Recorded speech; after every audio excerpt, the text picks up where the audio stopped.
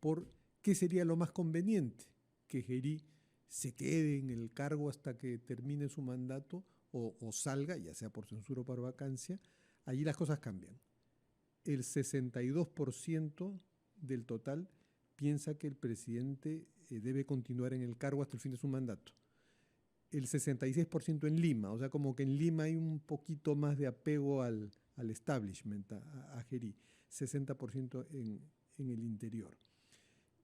Y un 33% del total más bien piensa que el presidente debe dejar el cargo y ser reemplazado por otro congresista. O sea, no hay mucho entusiasmo en la población cuando piensan que si sale Gerí entraría otro congresista que pudiera hacer más de lo mismo. En fin, la voz de la población, de la ciudadanía a través de las encuestas debe ser tenida en cuenta por el Congreso cuando dentro de unos días, si hay ese pleno extraordinario al que el presidente del Congreso, Fernando Rospigliosi, parece estarle dando largas, lleguen a una decisión definitiva en el Congreso. La clave está allí, en el Congreso. Pero a nosotros nos interesa mucho lo que viene dentro de unos meses, que es un nuevo gobierno, definitivamente un nuevo gobierno. Se irán todos y habrá un nuevo gobierno.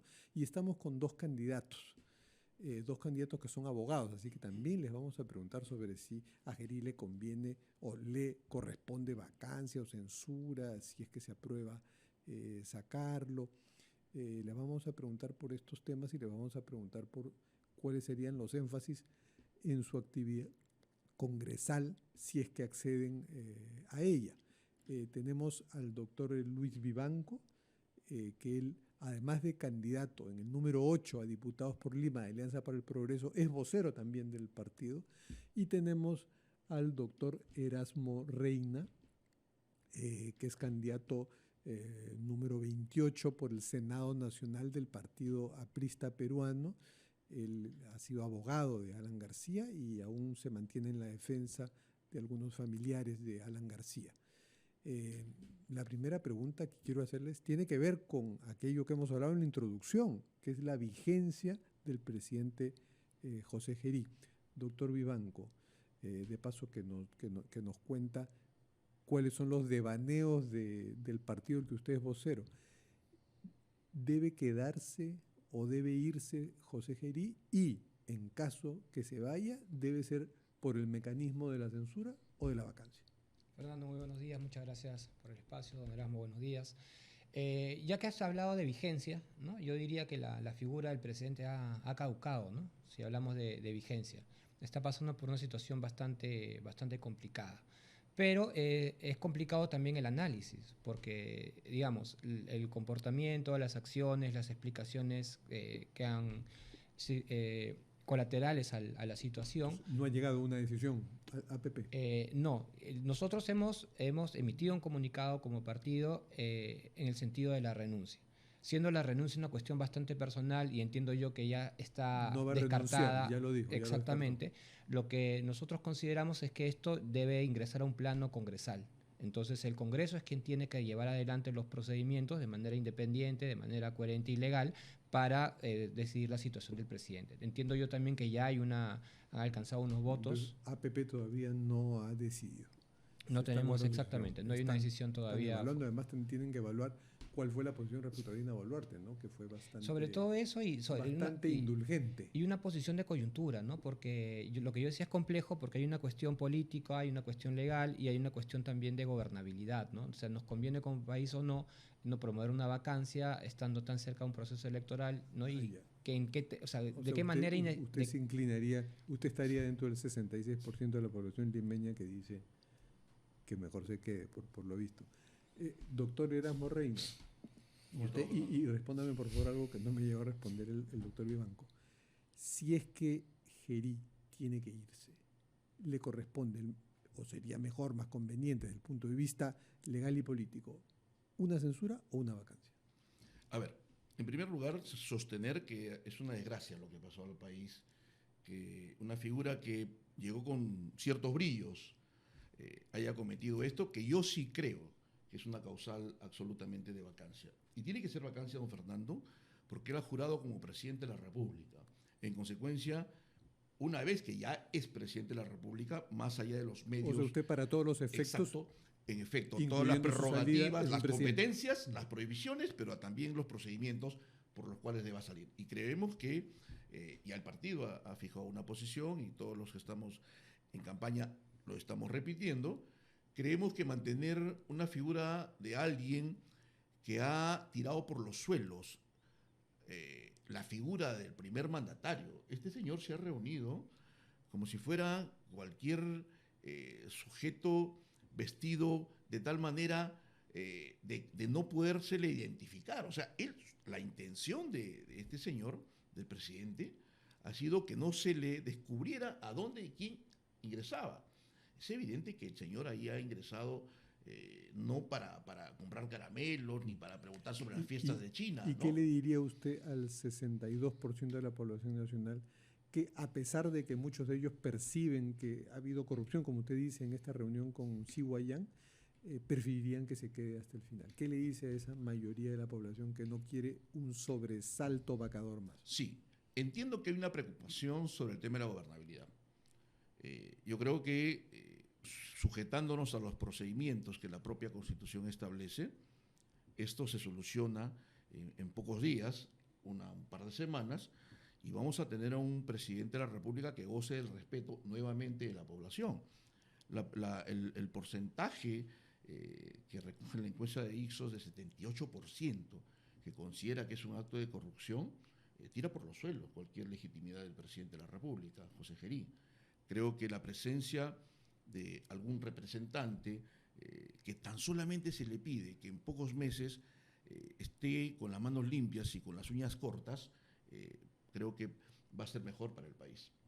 ¿Podría haber un plan B, no sacar a Gerí, pero buscarle un primer ministro que sea fuerte y que deje a Gerí, digamos así, a media máquina? Bueno, se supone que Ernesto Álvarez era esa figura. Ernesto Álvarez es ha sido presidente del Tribunal Constitucional y una personalidad en el mundo jurídico, ¿no? Pero bueno, todo indica que todo ha sido a espaldas de él, ¿no? Bueno, vamos a seguir conversando con los doctores Luis Vivanco de APP, candidato a diputado por Lima por el número 8, y el doctor Erasmo Reina, candidato por el número 28 del Partido Aprista al Senado Nacional, luego de oír mensajes de nuestros anunciantes. Vivanco, candidato al número 8 de Diputados por Lima y vocero de Alianza para el Progreso, y con el doctor Erasmo Reina, candidato al número 28 por el Senado Nacional del Partido Aprista. Hemos hablado ya de la perspectiva de ellos y de sus partidos respecto a la vigencia de José Gerí, APP todavía, y como fiel vocero, el doctor Vivanco se guarda su opinión final, pero parece ser que está a favor de la continuidad de Gerí.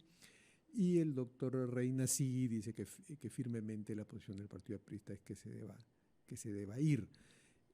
Ahora quiero preguntarles por otro tema, doctor Vivanco. Ayer la Junta Nacional de Justicia nos ha dado también dos noticias que no pueden pasar desapercibidas.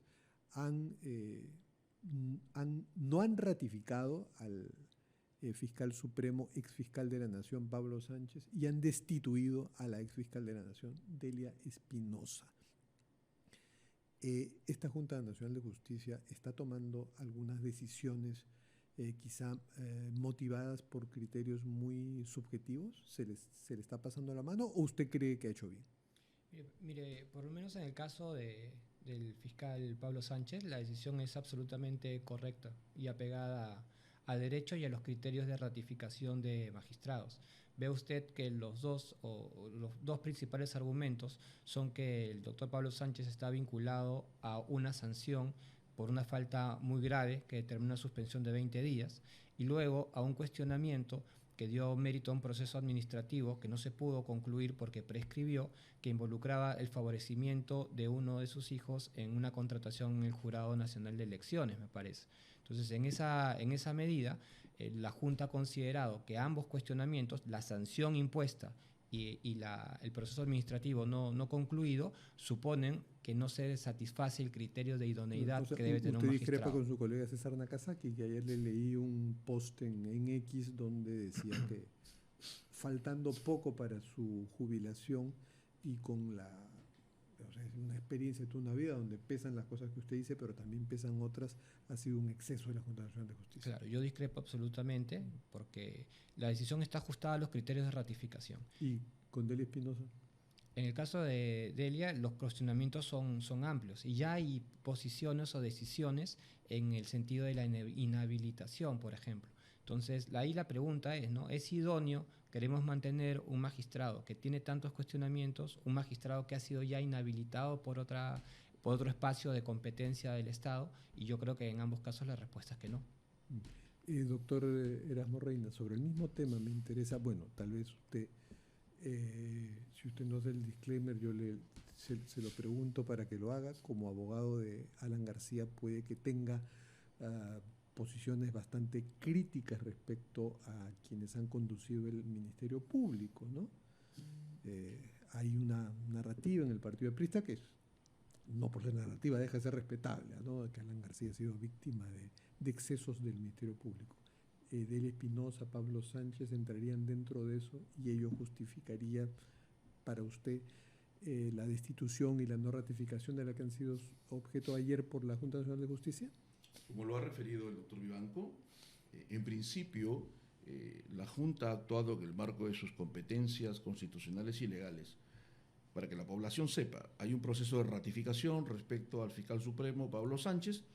La decisión ha sido evaluar sobre la base de la evaluación de la idoneidad y se ha considerado de que no es idóneo que él continúe, ¿no es cierto?, como fiscal supremo. Las razones se han expuesto.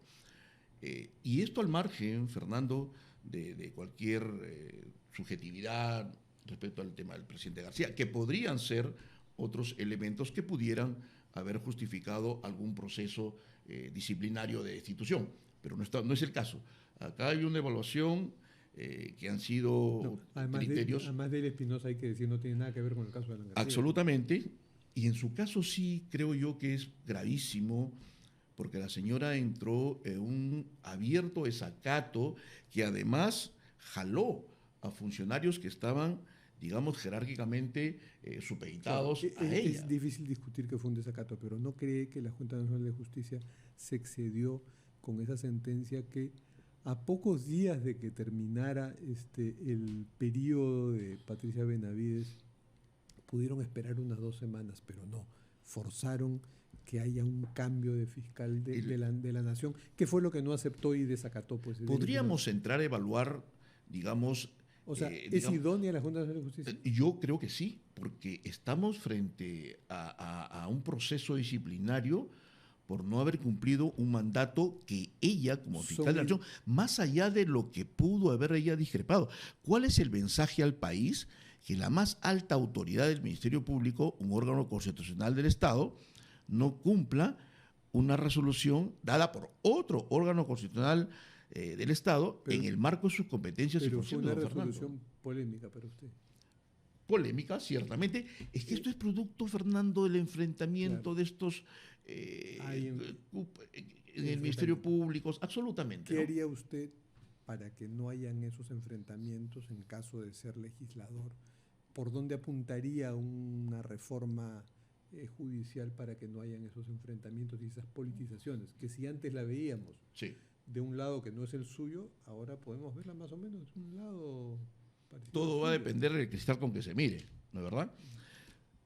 Lo que yo voy a proponer en el marco de la célula parlamentaria aprista es que vayamos a un proceso de reforma de la ley orgánica del Ministerio Público, de la ley de la carrera fiscal, porque en primer lugar, el presidente del Poder Judicial, vamos a hacer un símil, no ejerce función jurisdiccional. Él es el titular del poder del Estado y presidente del Consejo Ejecutivo.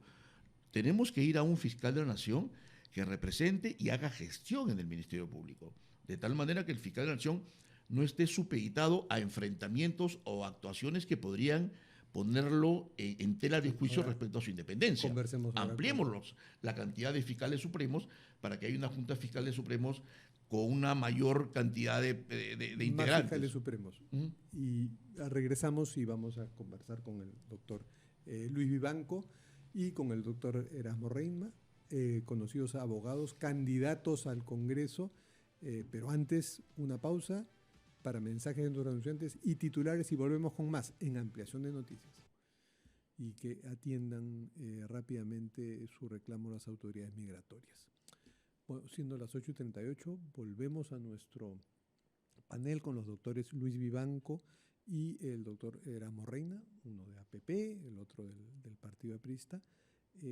Doctor Luis Vivanco, ¿y usted qué piensa sobre la actuación de la Junta Nacional de Justicia? ¿Es idónea? ¿No está tomando algunas decisiones quizá motivadas por una reacción a lo que se dice que ha sido el dominio caviar en el Ministerio Público, entonces ahora estarían yéndose al otro extremo? Mira, yo creo que el balance en el ejercicio de la Junta es positivo. Han habido decisiones polémicas que son, digamos, en el marco de la discusión, pues admiten un espacio, pero como yo te decía al principio, ¿no? En estos casos concretos de las decisiones de no ratificación, los criterios son absolutamente ajustados a la norma. Yo te digo, tengo alguna experiencia en tema de ratificación y es muy raro que un magistrado que tiene una sanción muy grave sea ratificado. Ahora, por otro lado, ¿usted cree que, y si es que usted tiene planteamientos de reforma judicial, cree que debe mantenerse este sistema de ratificación cada 5 o 7 años? Yo creo que es saludable. La ratificación es saludable porque evalúa el desempeño del magistrado precisamente en un Porque espacio hay de varios tiempo. juristas que han planteado que esto debería desaparecer, lo que no implica que se queden los jueces sin control, ¿no? El control debe ser permanente, pero no esta ratificación que puede prestarse a ciertas prácticas indebidas. Mira que la ratificación es una figura que la tenemos nosotros desde el antiguo Consejo Nacional de la Magistratura, ¿no? Y siempre ha funcionado bastante bien. El tema está cuando ya las funciones se politizan o se instrumentalizan para fines distintos a la institución, ¿no? Y en este caso creo que no ha sucedido. Sí, quería preguntarle, Sí. no quiero que se me pase algo muy específico. Usted es abogado de Nicanor Boluarte, ¿no? Todavía sí. El Seguimos. hermano de la expresidenta Dina Boluarte. Y Nicanor Boluarte me parece que no fue parte de alguna acusación, pero supimos que recibió algunos encargos laborales de parte de Xi Guoyang, que es el ciudadano, el empresario chino, que motivo del escándalo del Chifa Gate. Le contó su patrocinado Nicanor Boluarte qué tipo de relación tenía con Xi Guoyang. Sí, claro. Él prestó una asesoría que basada por el análisis de unos terrenos que tenía una empresa vinculada al señor Xi Guoyang. Prestó una asesoría en términos precisamente de análisis de títulos, de documentación vinculada a un terreno hace unos años. Pero igual, es para parecer sospechoso, usted no va a hablar más de su patrocinado, claro que no, y yo no pretendo que lo haga, pero el hecho de que un empresario chino como Xi Guoyang, que ya le estamos conociendo varias cosas sospechosas, le dé un encargo laboral al hermano de la presidenta, ya pues. A ver, claro, digamos, levanta suspicacias y yo en eso sí no tengo nada que decir. Las suspicacias son legítimas y son, además forman parte pues del ejercicio periodístico y nuestro sistema. Del sentido común. Sí, claro, es parte del sistema democrático, ¿no? Entonces, las suspicacias son correctas, pero no hay nada irregular. Se prestó un servicio bastante puntual. Hay un recibo por honorarios que ha transparentado el servicio, que está tributado. No se volvió a prestar ningún otro servicio adicional a eso. Y sí hay que ser claros en que en este episodio que se ha transparentado el presidente Gerí, mi patrocinado no tiene absolutamente nada que ver, ¿no? Doctor Erasmo Reina, ¿y usted estaría de acuerdo con cambiar este sistema de ratificación por otro, de ratificación de jueces y fiscales? Sí, yo soy un convencido de que el proceso de ratificación ha significado muchas veces someter a jueces a una lamentable presión y muchas veces respondiendo al color político predominante en el órgano que esté a cargo de esto, Consejo de la Magistratura o Junta Nacional de Justicia, ha significado no necesariamente pues una mejor forma de hacer que la justicia camine correctamente. Se ha utilizado esto muchas veces con ánimos de presión. Lo que yo sí creo es que hay que acabar con la provisionalidad, que es otro tema evidentemente, pero eso lamentablemente hace que hayan jueces que estén sometidos igualmente a otros intereses.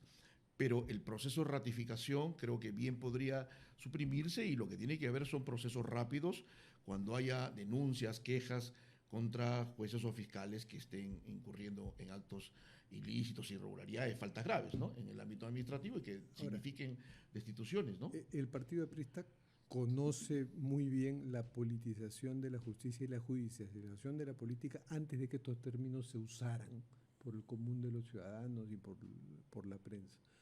Porque, no solo porque el partido aprista tiene muchos años y ha tenido dos gobiernos, sino porque ha sido bastante perseguido, entonces conoce esto.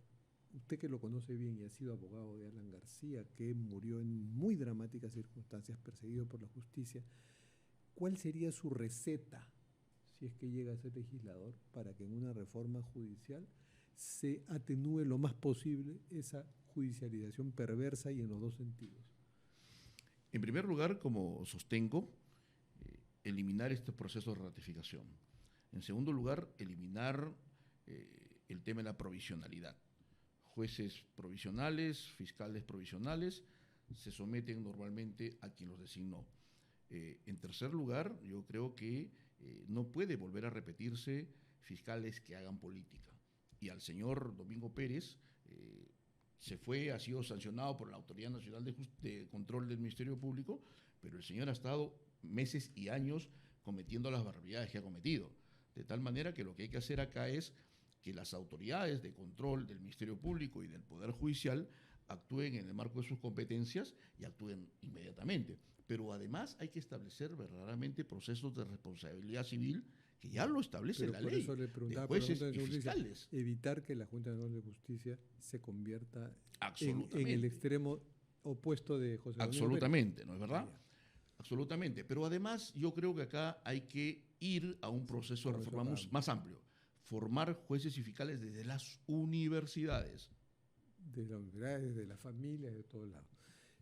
Bueno, muchas gracias al doctor Luis Vivanco, candidato al número 8. ¿Se olvidó usted de su...? He venido de civil hoy día. Candidato al número 8 por diputados por Lima, Alianza por el Progreso.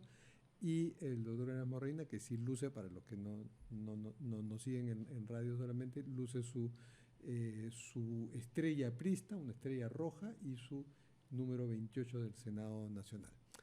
Siendo las 8:45, nos vamos a una pausa y volvemos con más en Ampliación de Noticias.